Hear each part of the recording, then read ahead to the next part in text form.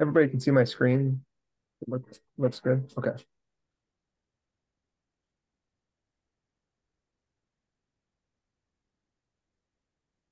Welcome to those just joining here. We're going to give everybody a minute or so to get settled, and want to make sure everybody can join because we got some really exciting stuff to talk about. A couple of great guests. So hang tight. We'll give everybody like another 30 seconds or so. But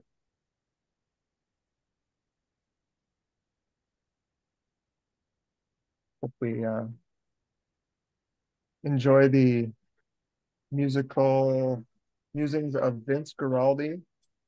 We're a big Charlie Brown household, so we're always rocking the Vince Guaraldi trio holiday music, especially. So, and holidays for us with kids includes Halloween. So we start with the Great Pumpkin, Charlie Brown.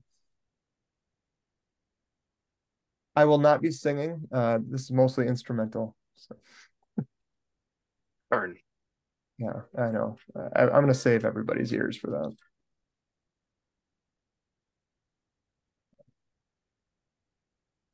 Kurt, France. Wow. We've gone global. Thanks for joining. All right. I think we got a good group here. It's 2 after. So let's get started. First of all, I want to welcome everybody.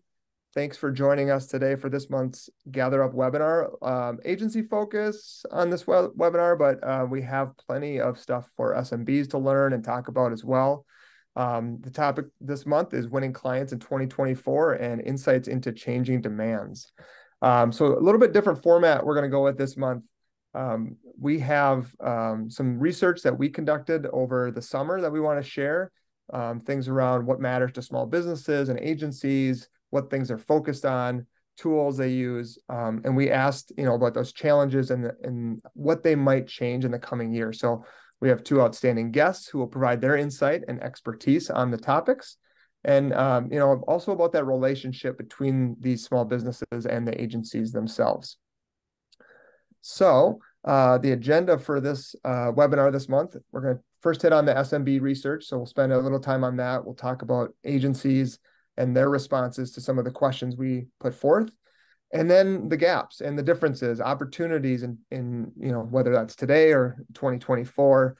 And then we'll wrap up with some key takeaways and open the forum for your questions. And along those lines, if you do have questions, you can pop them in the chat. The Q&A should be open as well. So if you want to, use the Q&A, you can, but certainly I'll be monitoring the chat and I'll make sure that our guests have a chance to answer your questions. So along those lines, our first guest, Mike Blumenthal, co-founder of NearMedia, co-founder of Local U. Couple years ago, sold that to Sterling Sky and Joy Hawkins, co-founder of GatherUp as well. So a lot of you probably know Mike and are familiar with Mike. So thanks a lot, Mike, for joining. Always my pleasure. Yeah. And if you haven't signed up for the NearMedia newsletter, we have a plug for that later, but make sure you do that. You can never sign up soon enough. So. Thank you. And Colan Nielsen, VP of Local Search at Sterling Sky, is kind enough to join us. I think maybe the first time on our webinar, Colan, but we're really excited to have you. Colan is a faculty member and speaker at Local U and contributes to, I know a lot of people probably are aware of Moz's local search ranking factors. So plenty of insights, especially from the agency's perspective. So thanks for joining us, Colan. Yeah, thanks for having me. Budding YouTube star. Oh, yes. Follow him on YouTube. We'll get to that later.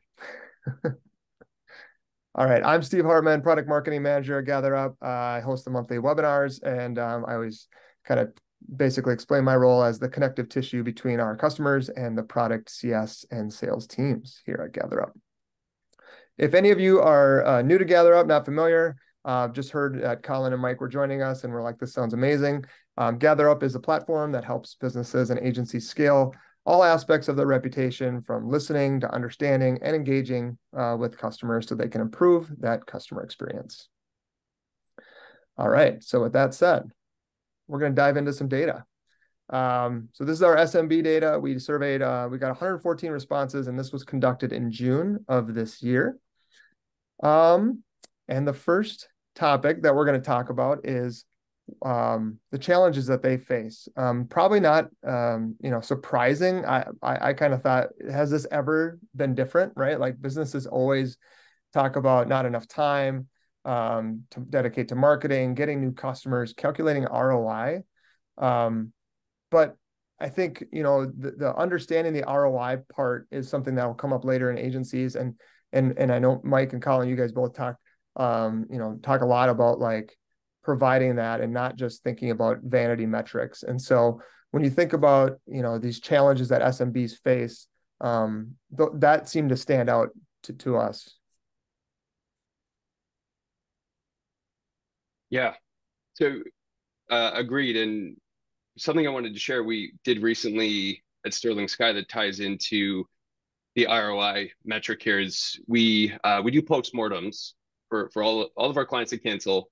Very small number of clients that cancel with us, but it's very important to us. We gather all the learnings from that. So say over the last 3 years, we had this list of learnings from that. We recently fed that into ChatGPT, and we're like, hey, can you summarize all of the reasons why businesses have historically stopped working with Sterling Sky? And interestingly, at the very top of the pile was ROI, and specifically, it pulled out the word perceived ROI, and I think that's kind of like the most important part when we're talking about ROI is really the customer's perception of the ROI. And to give you an example, we work with an in-home care company. They've got franchises across the US. And sure, we send them SEO reports that'll say, hey, here's how many phone calls you got or form submissions. Here's how many of them came from your Google business profile or ads or whatever it may be. But the critical part there is that when we actually have conversations with them, let's say on the monthly calls, that we're learning to speak their language. And this particular franchise, the language they use when they think about ROI is revenue. Obviously, they want to increase revenue. But then if you dig further with this particular organization, the way the wording they use internally is billable hours. So what we need to do then is as we're reporting on these SEO metrics, we need to then speak to how those actually contribute to their billable hours, which then leads to their revenue. So that's been a big learning for us, is really just figuring out what the language is for that industry or client related to ROI, and then try to match that and be able to align your SEO efforts with their actual sales or billable hours or whatever it is. Right. So just oh, go ahead, Mike. Ahead. No. You asked your question. So, I mean, it really comes down to like connecting with that client and understanding, like you said, speaking their language, but knowing their business is a really big component to this, so that you understand what ROI means before they even come asking about it. I was just going to add, a lot of times in digital marketing, the idea of marketing takes on a very tactical, somewhat cart before the horse thinking. I was just asked to volunteer on a local not-for-profit board, and one of their goals or strategy plans for this year was to set up marketing, but none of their goals for this year was to improve the viability of their products or services. And from where I sit, one of the problems is understanding what marketing is, which is, to my way of thinking, is communicating about your products and services effectively. It's not about ranking better on Google or getting more reviews. Those are potentially outcomes of communicating more effectively.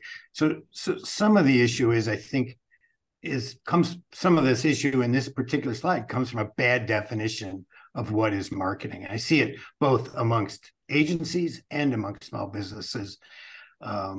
And it's a problem for agencies because they get caught in this tactical bind of having to get more links every month or more reviews every month, when what their business might really need is be able to answer their phone calls better, for example. It's like so that they can speak to their customers.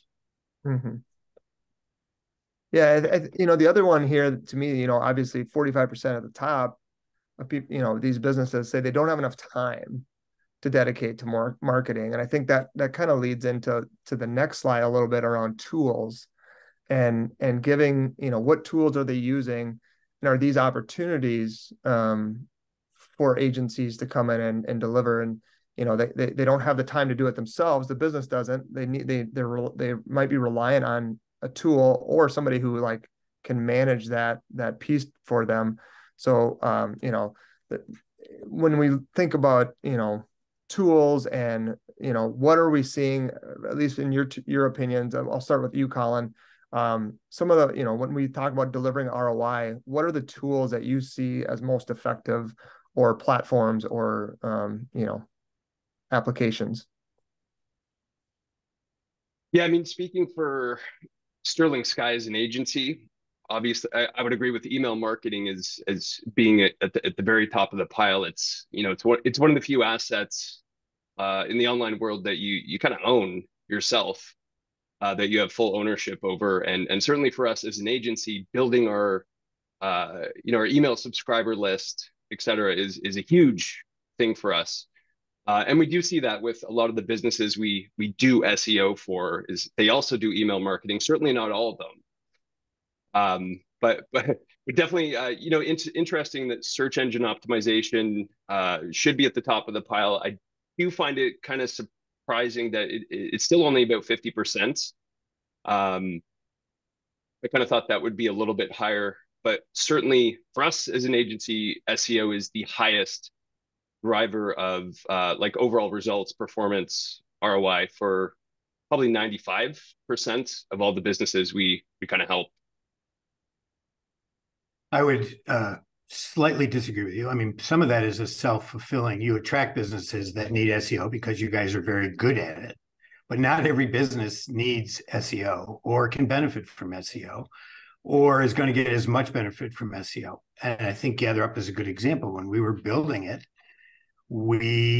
competing nationally in SEO is a very slow, time-consuming thing, which we did over time. But email was a winner from day one at GatherUp, and to the point where we were, literally closing $100,000 deals due to email, and our SEO, was growing, but it wasn't in the same order of magnitude. So it depends. I guess I would say that SEO is right for the companies that need SEO, but not everybody does. And so, for me, email is still one of the biggest, most successful drivers, and because you do own it and can't be taken away from you, and you don't have to rent your customers back. So, any small business that isn't, doing email should really be thinking about it. The other low-hanging fruit here, and very low on this, thing, is things like SMS and chatbots. I mean, depending on web traffic for a given business, I see SMS communication pre-sale as a tremendous way to improve client interactions with a business, and to a large extent, as is email and as our CRMs. And I think when I step back strategically and work with clients, a lot of times what I'm finding is that they do not have these basic operational things nailed. So getting them more clients is a bit of a waste of time until they can handle, communicate correctly, solve the problems of the customers they have coming into them, which CRM does, SMS does, email does to a lesser extent. Mm-hmm. Yeah, but I mean, I think what you guys both are talking about with email is really like the idea of, owning that data, right? First party, having stuff that you don't rely on the Googles, Facebooks, you don't have these, cookies are going to be a thing of the past. And so being able to own that, whether it's through, stay in touch post sale, right? I mean, I'd rather stay in touch post sale with the client via email than via Facebook, where it's a very unpredictable relationship. So I see email as a great way of not just driving new sales occasionally, but also communicating with and keeping existing customers happy. Now I want to talk about goals a little bit, because I think this kind of we're kind of building here towards, the overarching theme, but the following activities are most helpful with achieving revenue. And what we see here is SEO and social at the top, and I in my mind, and I think when we, from our perspective with GatherUp and the review widgets showing reviews on your website, like sometimes that SEO value is hard to show an ROI. And Mike, I think you called it out when we talked earlier this week about social being even harder to show ROI. So we have the two things that small businesses feel are most helpful in achieving revenue goals, being also maybe tougher or of this list at least to show an ROI on. Well, social media is always hard, and it's getting harder because Twitter is X, are becoming bigger a-holes. Facebook has long been one. Some businesses that are TikTok savvy or perhaps Instagram savvy can really leverage those, but most businesses do not even understand how to measure social media ROI, let alone actually drive income from it as much as SEO or ads, right? Now, reviews, I don't see as a direct income generator, although it feeds into this sort of cycle of doing things well, having people communicate on your behalf, which drives top of funnel activities, particularly in search, but it could also happen in social. So I see reputation as sort of this core, along with email and web, as sort of this core functioning that drives this cycle that's a virtuous cycle with positive feedback loop. So I wouldn't even attempt to calculate an ROI on it, because how do you put a price on a customer telling you whether you did a good or bad job? I mean, it's just incredibly valuable information. It's incredibly valuable to share. So I don't even know if I would view that from an ROI point of view. Right. I mean, another way, Mike, maybe viewing that, I mean, it's simply the question you could flip it and say, is actually being a good business and delivering good customer service important to achieving your revenue goals, right? It's an obvious answer, right. Hard to measure. I'm surprised to see social media marketing so high up as well. And I wonder if you could almost reword the question, like it's like, which of the following marketing activities do you feel are most helpful? Like which gut feelings? And I think the average business owner thinks that social media is where they need to be and be putting their money, but from a lead generation perspective, especially in some industries, lawyers, et cetera, it's hard, right? It's way different than realtors, marketing houses on Instagram, Facebook, where it is effective. For most businesses, reality, I think it's way more challenging to get actual new business from social versus something like SEO. Yeah, it depends a little bit on your definition of what you're using it for, right? I mean, social as a lead gen is very, very difficult. I mean, I believe that for, in customers I've looked at, you get more leads out of Apple Maps than you get out of Facebook. But Facebook is better at staying in touch with existing customers. And so I think to some extent, again, and maybe that does drive repeat business, but it's hard to know. It's hard to measure. Yeah, I wonder if some of this is like for an SMB, sometimes it's just the ease of use, right? Like the explanation, the long game that you play with SEO is maybe harder to manage and handle when you're an SMB versus, hey, I can go into Facebook, set a budget, do my targeting, and I can get X out of that. And so maybe there's one presumes though that's under the 43%, not the 49%, right? Yeah. I mean, I agree that ads, are easy and work on Facebook, but I don't know that posting always works. It's a very, it does occasionally. Mm-hmm. Or I think reviews management always works. Where would you, curious what both of you think of this, and for anyone on the call, one thing I jotted down here, because I keep hearing about this, and Mike and I were at the Product Expert Summit recently, and I was chatting with some of the YouTube folks and connected TV, right? YouTube TV, the various things they're doing. And then even thinking beyond that, like Netflix, who is moving into more of a paid advertising model. Where do you think that fits in this list here? Is this part of digital advertising, TV? Because I think that's something that will become a bigger part of the conversation in the next 2 to 5 years. I saw someone the other day talking about how Netflix is sort of the most underrated advertising platform in the world, potentially over the next couple of years. I mean, TV at scale has tremendous opportunity in local, right? I mean, I think there's any video, particularly group watched video like Netflix, has tremendous opportunity in local. But frequently, that's not, they typically their salespeople go after T-Mobiles or Verizons of the world Yeah. because that's, easier sale for them.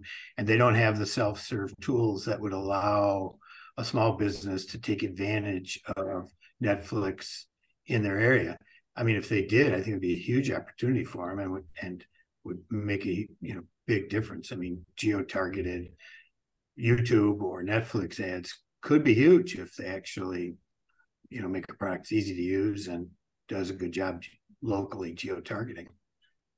Yeah, and if you can connect, I think in my experience, and it's been a few years since I, worked in that world, but connecting it to a visit or a purchase, based on devices and things like that, um, maybe your kids are watching something and you get served ads and then you're not, so there's like this kind of like, you know, process. Freebie subsystem Yeah, of yeah. So like spying on us. Yeah. if you know that I'm watching YouTube TV and I get an ad and then me and my phone end up at the business location and you can, show a direct ROI, I mean, super powerful.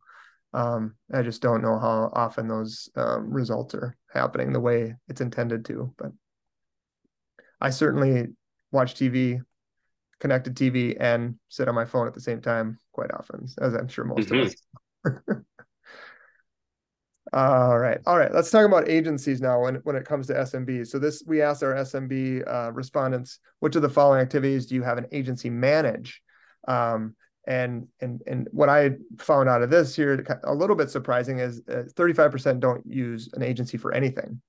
And so there's some opportunity here for agencies. I mean, I think we'll see this later too in some of the data, but there's getting new clients and providing ROI for them. But 45% of the SMBs said they don't have the time to do marketing that they want to do, but also 35% aren't using an agency at all. And so there's that time savings win that agencies can find with some of these SMBs. And Colin, do you guys hear that as often as, hey, we're looking to do this, but we don't have the time. We need you to step in and help out?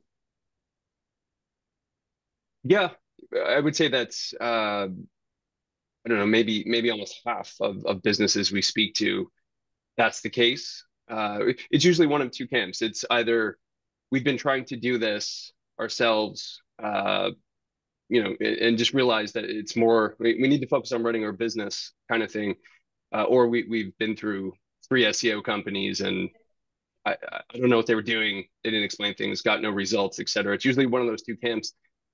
The other thing that I was thinking about here is that real world example recently, because I was looking at the 32% and thinking it feels low, but we know that the average, especially SMB, still doesn't even know what SEO means. I'm regularly asking local businesses in my neighborhood here, and had a carpet company and a painting company at my house over the last week here to do quotes. They'll be back tomorrow to start the work.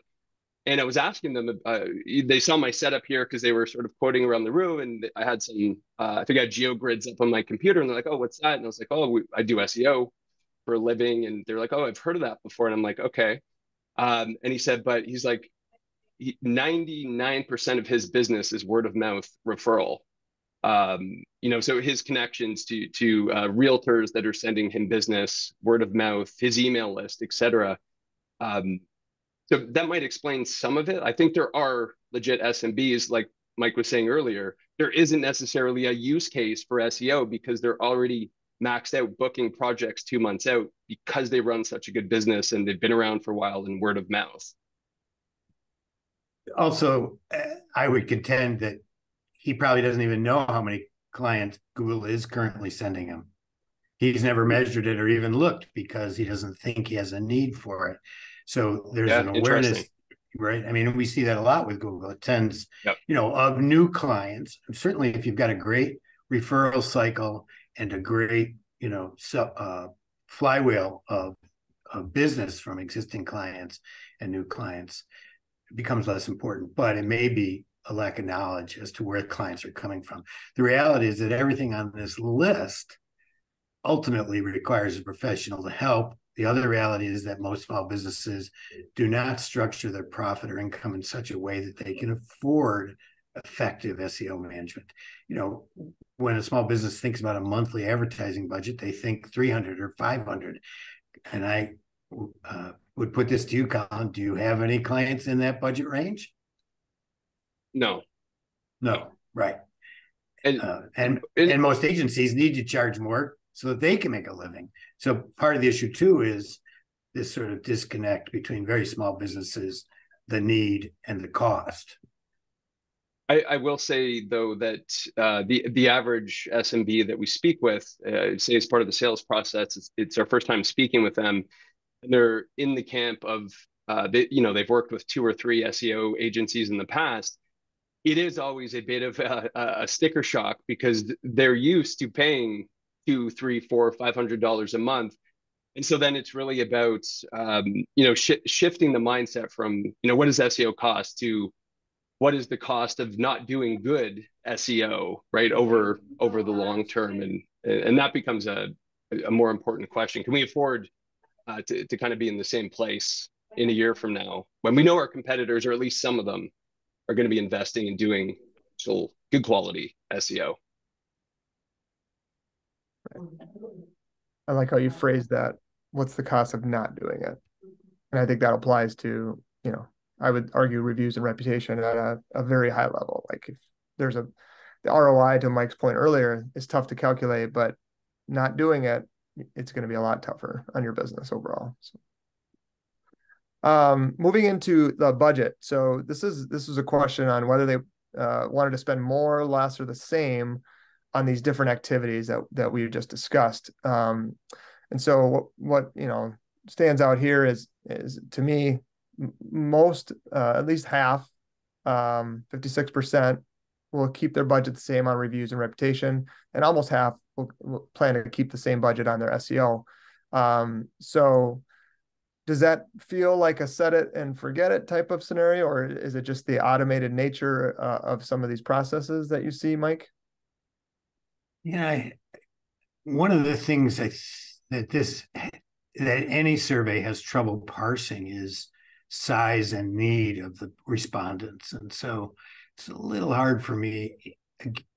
This is the same question that keeps cropping up for me about social media marketing, and the point Colin made: does it generate new leads? But is that what a business wants? Do they want new leads, or do they just want to do what's easy and comfortable for them? I mean, it's hard to know. I just don't know enough to respond intelligently about it. I'm sorry. That's okay. I mean, to the point about they plan on spending more in social and digital. Right. So that's interesting as well. So even though there's maybe some confusion on how much ROI are we getting out of this, do we feel like this is a good place for our business to be and to spend? They tend to think they're going to spend more in those areas. So. Right. It's a disconnect that I've seen for years in our industry. And I'm with Colin. If you want leads, you do SEO. Yeah. New leads. All right. I wonder if some, like the digital advertising component, I wonder if some of the thought process there behind that having a higher score for spending more next year is just maybe thinking more macroeconomic, potentially heading into some headwinds with the economy. Paid search is a way.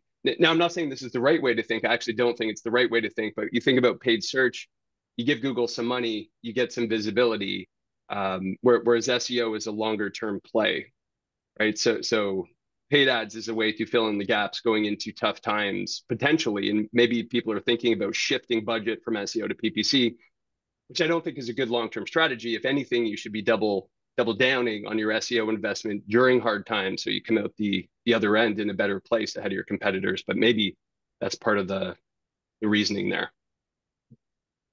Yeah, Well, and it could also be shifting over though from traditional, which is very, currently only 17% are planning on spending more, right? I mean, it could be that the money's just shifting over from TV advertising to digital advertising. Hard to know. yeah, I mean, there's a lot of things you could ask here and parts of the business. I think one thing that we've talked about is conversion rate optimization and spending more there. So like looking at um, ways to just improve the process, improve that customer journey, and to think about are our forms good? Are we connecting with people? Are we getting them the answer fast enough? Are we getting them in front of our salespeople fast enough, or at the right time when they're ready? And so just like thinking about that too. I know that's not an option here, but as we talked about, like spending more on these other things, there's some thought around like maybe just improving processes and flows from the customer journey. All right, next slide. So important to success. We asked people to rank the following activities. So we've kind of hit on these same 6, but the percentage of people in the top 2, so extremely important to their success or important to their success. Now we see kind of the opposite, right? Like before we were seeing more people want to spend on social media next year, more money into digital advertising, paid search next year. But then when we talk about ranking them in success, like what's most important to success, is what you guys were kind of talking about earlier. It's SEO and it's reviews and reputation management. So there's a disconnect here. Curious. One of the disconnects could be that they think they can do reviews and reputation by themselves. And they see reviews and reputation as strictly asking for Google reviews. In other words, they've simplified it down to its lowest common denominator, don't extract any value, any additional value from it, and see it strictly as a numbers game on Google. And if that's, then that would explain, for example, why they don't see the need for a tool or the need for an agency to help them with that. They think they're doing a great job themselves. Again, this would, in my mind, comes back to this sort of viewing it as a tactic rather than a strategy. To me, reputation should be part of the strategy of improvement and building better processes. And the real need for reputation is to help you understand both when you've done that correctly and when you haven't. I think most businesses view it as a way to look better on Google, which it does too. I'm not saying it doesn't. I'm just saying it needs to be viewed more broadly. Right. Colin, what about you on like SEO and businesses, SMBs feeling that it's super important? We're just not going to maybe spend as much as we want as we are in digital advertising or social media. Yeah, I don't know. It's a bit of a conundrum. It's very interesting that it's flipped in that way. Yeah, I mean, I had the exact same thoughts as Mike regarding reviews and reputation management, and just wondering when businesses were answering this, how were they thinking? Were they thinking in terms of volume of reviews, and that's the most important thing, or were they thinking in terms of actually just being a good business and delivering good customer service, and that's the thing that will lead to success, which ultimately will lead to the reviews as well. But that's not how everybody kind of thinks. Yeah, it'll be interesting to see this next year. The one I could see jumping there quite a bit is probably the last one with text marketing. I'm a huge fan of Leadferno. We use it at Sterling Sky. We've been implementing it for a bunch of our clients, and it's a pretty powerful tool in terms of driving not only driving leads, but also parsing out specific things. Because when customers use the feature, when they're texting in inquiries, they get very specific about things. We've been using it on some dentists, and you'll actually see like specific ways, for instance, that potential patients refer to tooth contouring. but they'll call it all kinds of other things, big front tooth reshaping, etc. So I think tools like that will start to become more important to success for the business and also the SEO companies that are helping them. So just a note there, I'm an investor and an original sort of help create the Leadferno. So obviously anything I say, I take with a huge grain of salt, but I see something very similar, and it's a tool because it's a lightweight CRM. It's a tool that actually improves processes, response times, all of the things that contribute to likely closing a sale and better reviews. I mean, I see it as a very foundational tool in business processes, as well as, giving you direct and immediate sort of lead lead generation. So it's very powerful. And having used chatbots and hate them, I think it's the way Leadferno has implemented this as a pre-sale communication strategy that is persistent even if you leave the website is quite brilliant. So the other place this indirectly ties into is when we were talking about perceived ROI at the beginning of this with with our dentist clients. When we have our monthly calls with them, again, we're sending them our lead numbers, but then when I sit down with the dentist and I review their Leadferno leads with them and we parse them out and we talk about them, man, that is very powerful, and you can really tell that the dentist gets it and understands that we're aligned with their language and the actual patients that are then making their way into the seats. And it's a whole lot harder to lose a lead from there than it is to lose a telephone lead, which was one of the things I'm seeing in some clients where telephones, ring or go unanswered or go, gets hung up on because of technology or doesn't get to the answering machine. I mean, it's a very, very robust lead funnel.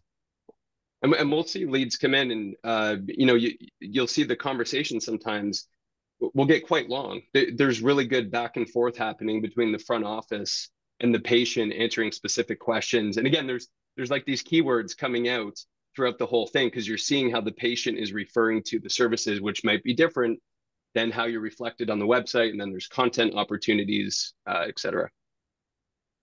Yeah.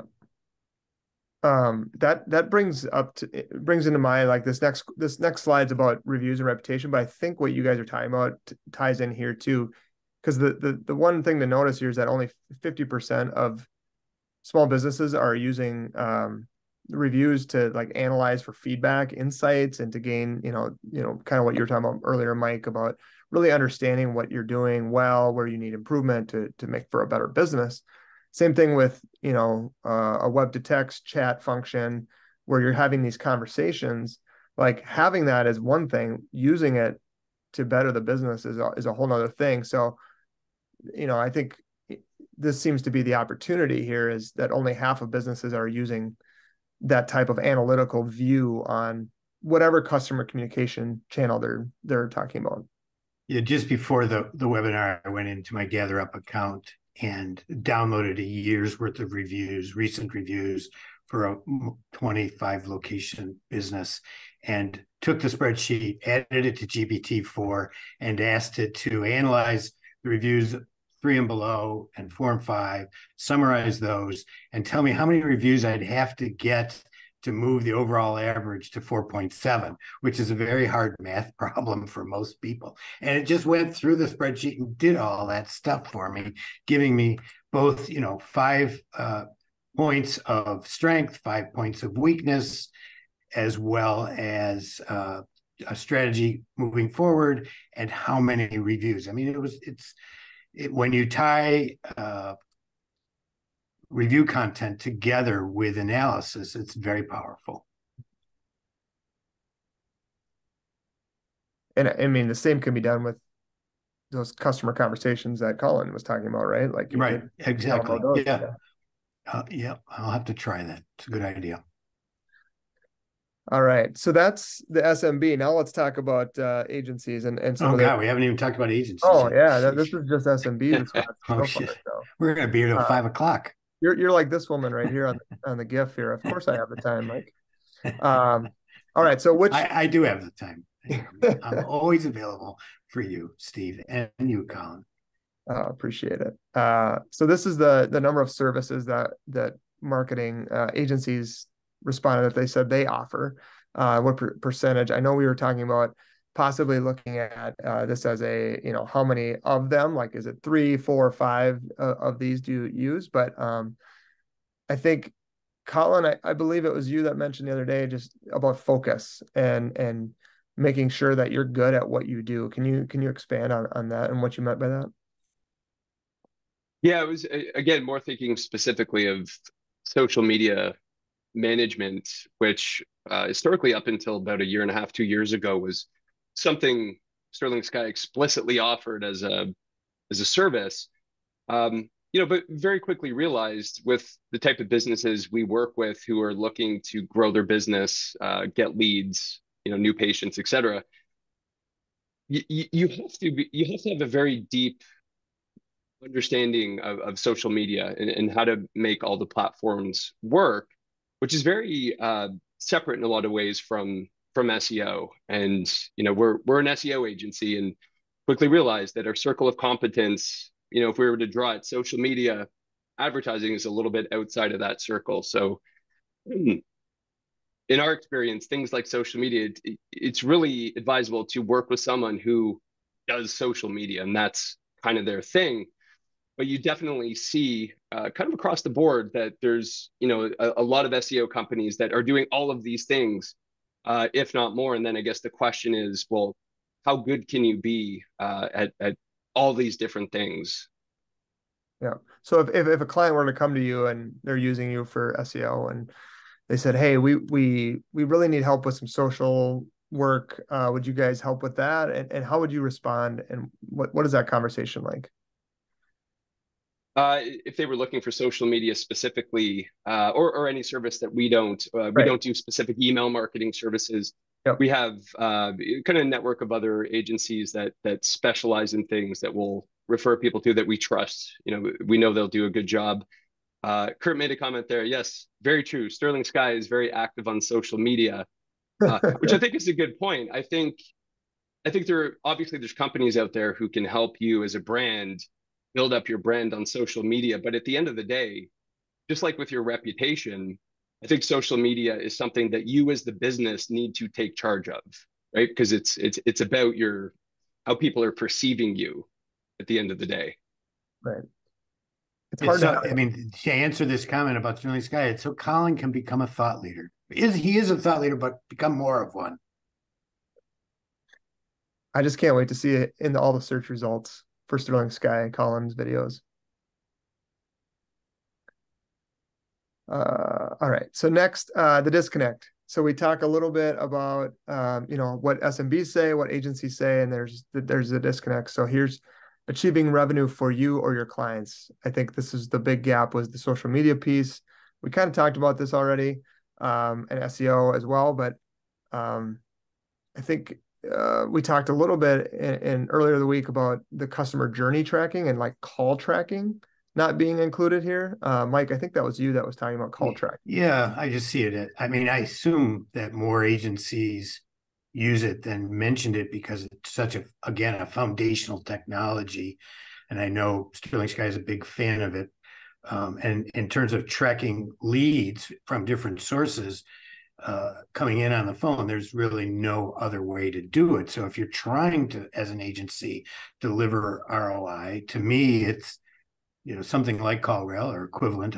I think Sterling Sky uses a different one, plus Leadferno. These are two of the most trackable systems in the world. And between the two, you can really provide back to the client a really good assessment of the value of the leads that were brought in. And then you combine that with SEO. I mean, SEO drives Leadferno and the calls. And to me, that's a very powerful agency flywheel that is measurable and effective. When you guys talk about the chat, Leadferno or whatever service somebody was using for that, is that something typically you would think the agency would manage, or because similar to social where you want to have your own voice and brand, is that something that the client should be managing themselves? I think the agency needs to help set it up, or perhaps with Lead Furno does, work with Lead Furno to help set it up.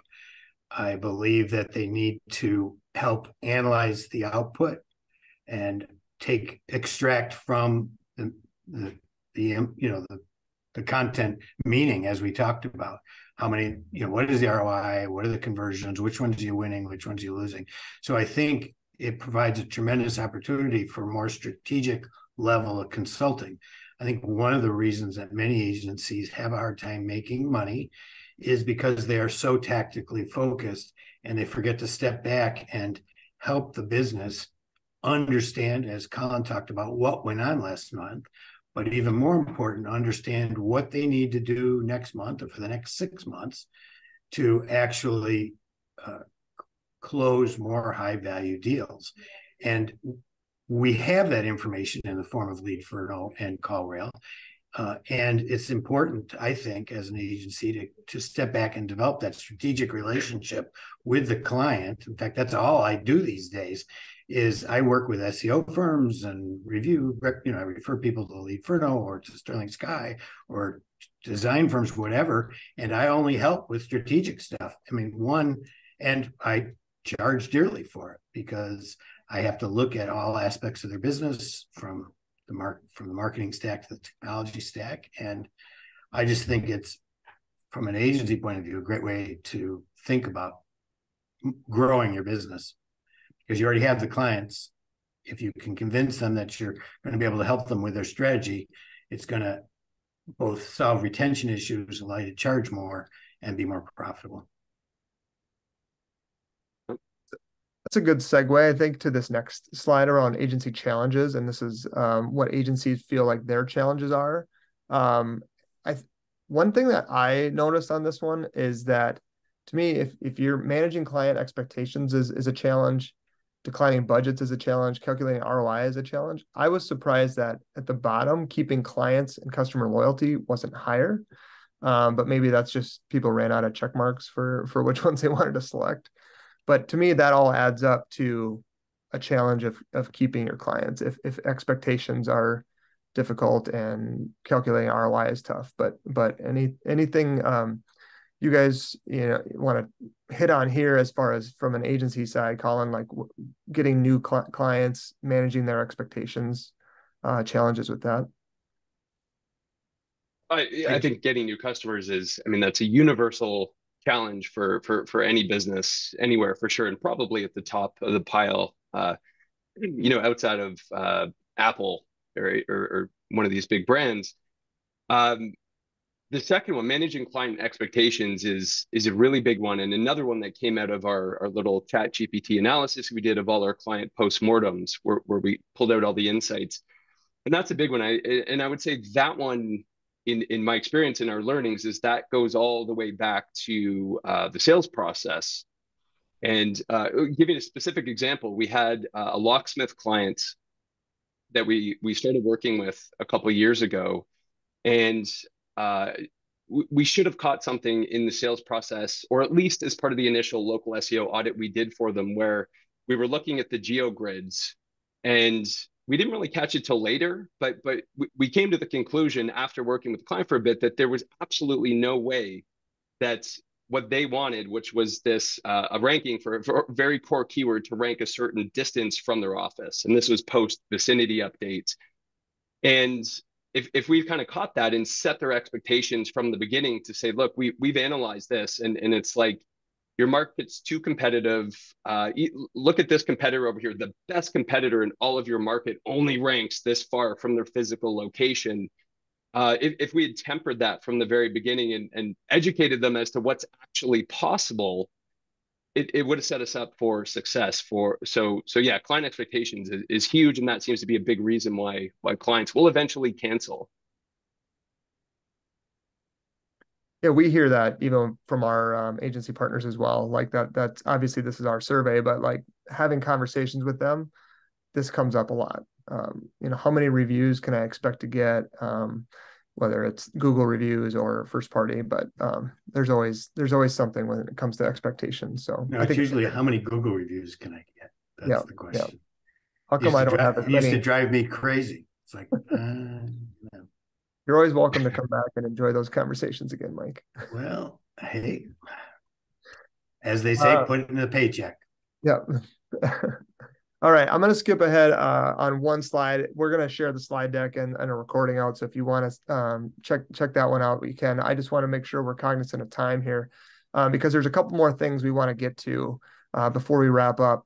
And one of them, this is other things to monitor or look at for next year, or some of it is applicable today. NearMedia had a newsletter come out this week. I think it was this week, maybe late last week, about Google's new small business attribute that they presented. Mike, do you want to talk about this and what this could mean for small businesses? Sure. I think, like many of these sort of attribute efforts around identity that Google has done over the past 3 or 4 years, is very well intentioned and probably helps these businesses if a business selects it, although in this case, Google automatically assigns it as well as you being able to select it, does lead to probably some increase in business on the long tail.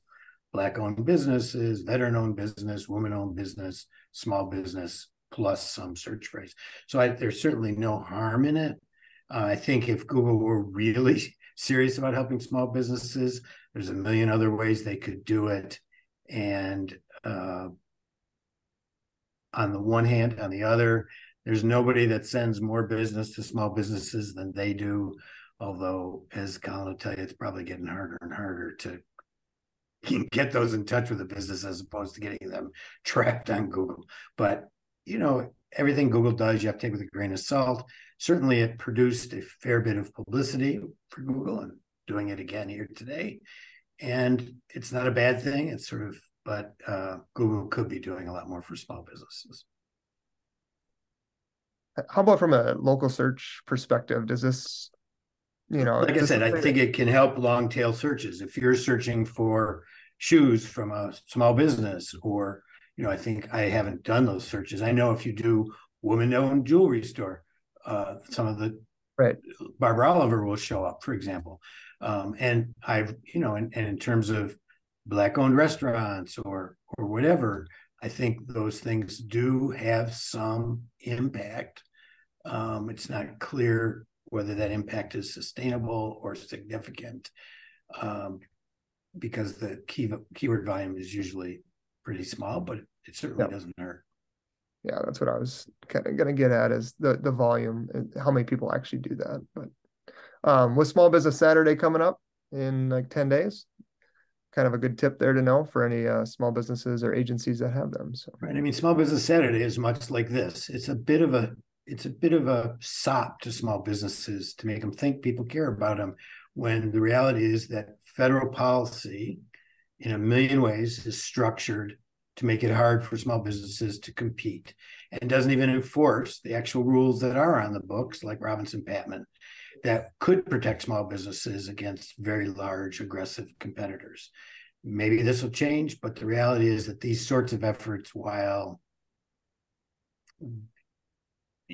feel good, often are not as important as if we actually change the structural relationship at a federal level.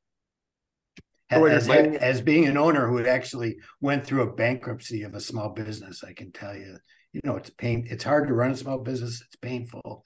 And, it largely was due to these systemic issues that we were confronted. All right, go ahead.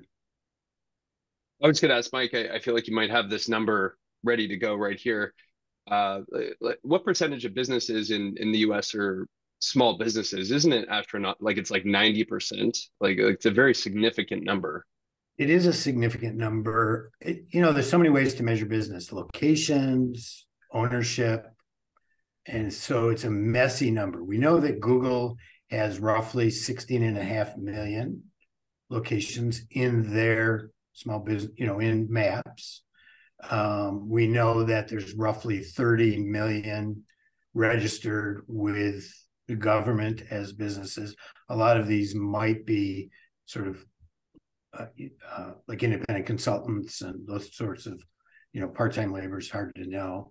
But you're right. The vast majority of them are small businesses, and they generate the vast majority of overall sales and profit. Not the vast, but a majority of overall sales and profit. And yet they do not have, in the way our current government is structured, at least in the United States, that, Hillary Clinton sat on the board of Walmart, for example. I mean, that's a relationship that a small business can't replicate, and it leads to legislative and regulatory outcomes that are not very favorable to small business. You better not get me started on this topic. We'll be another 2 hours. Sorry. It's all good. I was going to just wrap it up and say, so don't add this attribute to your clients and then go shopping at Amazon. Is that basically the take? People's behavior is people's behavior. Like I said, this is for show. It won't hurt anything to add it. People shop at Amazon because Amazon was given 10 years of tax-free sales tax status, or 15 years, long time, right? I mean, a small business has to compete against an 8% differential. It had to for many years. It was only resolved a year or two ago, So that's a structural issue that if it had been in place, Amazon would not have been as successful as it was. I don't know how to wrap that up. So you set me up for that one. I'm sorry. I couldn't resist. Better. Yeah. I think you both have some involvement with this idea. I think NearMedia posted about it. Sterling Sky wrote about it. Citation value. So when it comes to citations in today and the future, what should businesses, agencies be focused on when it comes to citations? Colan, go ahead.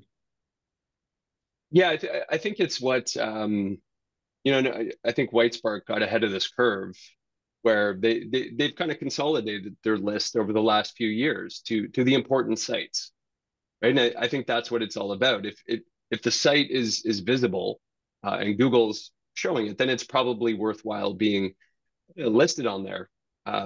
So I think it's as simple as that. I mean, clearly over time, if pages become less valuable, they're going to fall out of the index, et cetera. So focusing on the pages that are getting visibility it just seems logical. I want to add a little bit of historical context, being that I've been in this industry a long time. David Mim came up with the word citation in 2008. He reached out to me before he published the article and wanted to know what Google called them, and I missed the email and didn't get back to him. Google referred to them as web references. And historically, these were both structured data like YP listings, as well as unstructured mentions in the New York Times or the local newspaper, or even some links that mentioned your business name, that Google could associate that page with this business, which is now an entity in the knowledge graph. So I think what most people need to do, what has happened though, is with Yext and various other tactical behaviors, citations became a key element of many agencies. They get 400 of them and continue to charge every month for the service, like Yext still does. And that would be the citation building. And, of those, it's kind of like with advertising, you have 400, you don't know which 10 are really working, but probably only 10 are. But the idea of web references in a broader scheme of PR, getting mentions of your business in the press, of doing meaningful backlinking where you're writing good content that people are actually linking to, getting mentioned in the local press or the local not-for-profit world because you've done good deeds in the community. Those are all technically citations, or as Google called them, web references, and really should form the bulk of any agency's efforts going forward, and businesses should not be paying, like with Whitespark, it's one and done. And that's what a citation campaign should be. You should not be on a monthly fee for citations, what it's currently called citations. You should hire a company like Sterling Sky that does the work to actually get you web references, both public relations and links. And that's valuable. Citations, as we know them, have we learned about them, are not. Rant over. And as promised, we got to a Colan YouTube video. Yes. But we wanted to share this because you recently shared this out on YouTube. I think I saw it on X/Twitter. about why responding to reviews is so important. And I think I think one of your takeaways here is about negative reviews and what to do when you get those negative reviews. Colin, you want to expand on that? Yeah, I'd say this video is a good one for the actual business owners to watch, right? So if you work with business owners, it's a good one to share with them. Uh, that main tip you're referring to, I think it was inspired by Mike actually, who historically, when it comes to these types of things, whether it's a ranking drop after an algorithm update or a negative review, it's like, have a couple beers, check back on Monday kind of thing. And I think the same thing is really important with reviews. You get a negative review, the first thing you need to do is just like do nothing, just chill, because it's a very emotional thing as the business owner to receive a negative review. So that's in there, and just the importance of replying to all your reviews, especially the negative ones. Yeah, for sure. There's plenty of research out there on how people look at reviews and especially the negative ones to see how the business responds. So take your personal feelings out of it, chill, think about it, and then when you're ready, respond. I think it's a great tip. All right. So lastly, Want to know how to find? Sorry, we were going to get a preview there. I'll let people do that on their own time. How do you win in 2024? We're not doing bold predictions. We're adamant that there won't be bold predictions, but we wanted some takeaways for everybody to leave this webinar with as we wrap up. So, Colin, I'll let you go first. Key takeaways to help businesses and agencies win in 2024. Yeah. So, strike out. Not necessarily bold predictions, but kind of going back, alluding to what Mike said earlier about how the agencies that are going to do really well in the coming years are the ones that are not just focused on like a tactical relationship. So I would say if you were to boil the three things down that I think every SEO or agency should be thinking about going into 2024, the first one is prioritizing communication, being very good at communicating with your clients on a regular basis. The second thing, transparency, being fully transparent with what you're doing. And then the third one is prioritizing education, which is really that consultative aspect, which is keeping them updated with what's happening in the world of Google that can impact their business, algorithm updates, et cetera. But it also means being very explicit about explaining the why behind everything you're doing. So I think if SEOs and agencies, those are things, communication, transparency, education, can like really prioritize those things, nail them. I think that's going to be the big difference maker in the coming years. And Mike, you talked about being open to what comes next, right? Like all the changes that happen in digital marketing in general. So, I mean, there's several things here. One is making sure that the stack you're using down and up allows you to track performance, right? This goes back to the call rel lead Furno, good SEO, so you can track performance. Ultimately, then summarize it in a meaningful way, the way Colin mentioned, and hopefully moving towards a strategic relationship with the business so that if you're delivering a lead to them, they actually close it successfully, and you can see that.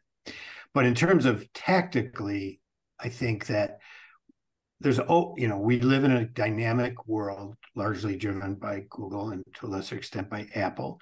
And probably where you want to be focusing new tactical efforts is looking at what Google successfully started implementing 2 years ago, took 2 years to get the bugs out of, and is now smooth enough that you can actually provide real value with. An example of that is products with integration with Merchant Center and Google Local. If you have a business that's doing products and isn't automatically uploading their products in near real time to Google, you're missing a huge opportunity for both advanced consulting as well as sales for your client. And this is something that came out 2 years ago, was buggy as shit, now is actually working and delivering significant value. So going back, seeing what Google did a couple of years ago, understanding that, see if it's a good fit for your business, and then implementing it tactically as part of a bigger strategic stack. Excellent. I think that wraps up our content for the webinar. We did want to leave a few, minutes for questions if there's any that came up. I know we had a few that were getting answered in the chat. So in the meantime, while people get questions maybe in line, I'll quick plug Mike has a newsletter at NearMedia. Go to nearmedia.co/subscribe, or the podcast vlog is at /memo. Colan, we appreciate your YouTube videos. Joy's got great ones as well. So you can find them and subscribe to their channel at Sterling Sky Inc. You should get a redirect though that says something like Colin's YouTube videos. It's redirects to this, Colin. That's all I'm saying. This what Mike, I think you answered this in the chat, but I just wanted to bring it up because I think it would probably be interesting for others to hear as well. How come agencies who get good reviews have difficulties convincing new customers? Is there something they're missing? Well, I think what they're missing is the reality of reviews and how humans respond to them. I think that one of the big failings of most review processes is that it's not integrated early on into the sales process. If a customer comes to you, comes to Sterling Sky, comes to me, and you say to the customer up front, if I do a good job for you and we've accomplished your goals, would you consider leaving me a review? If that communication is had with the customer up front and the customer makes a social obligation to you to do so, the rates go way up. In other words, putting a human in the process, not just automating it. But you need to understand that there is a natural rate of reviews in every industry, and it's different. So restaurants get a high natural rate of reviews because people want to peacock. They want their neighbors to see that they ate at the nice restaurant.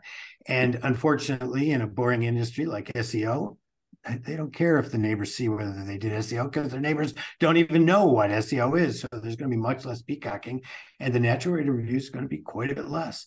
And then finally, people are inundated with review asks these days, and you can't blame them for not responding. You just need to move on, try to improve your processes, and try to get better commitments from them, perhaps verbal, and not worry about it. It'll be what it'll be in a sense. Yeah, I think you actually had some research too on like the length of time post sale or post service completion to when to ask too, because Right. there was a component to it where people at the beginning are more likely to post without even being asked, but then there comes a point where you might need to prod them with that ask, but as long as they know it's coming, it should help. Right. So timing is another element of that, and trying to figure out what the appropriate timing is for your business, your service is good. All right. Well, I think that's it. We didn't get a ton of questions today. I think you two probably just answered them all. So thank you for that. Thanks, Colin. Thank you, Mike, for joining us today. I would add one thing for my information here. It's just Blumenthal at NearMedia.co. I have an open email policy. Feel free to reach out to me. I answer every email. I may not answer correctly or politely, but if I don't, you can kick me in the knees. But I feel free to reach out to me. All right. Yeah, and there will be a follow-up email with the recording and the slides, so make sure you guys watch out for that, those who registered. This is the final webinar of 2023 from GatherUp, so we hope everyone enjoys Thanksgiving next week, in the States at least, and then have a safe, happy holiday season to everybody, and we wish you a successful final part of Q4 as we enter 2024 in only like 6 weeks. It's crazy. So thanks a lot, Colin. Thanks, Mike. Thanks everybody for joining. We'll talk to you soon. Thanks for having us. Everyone.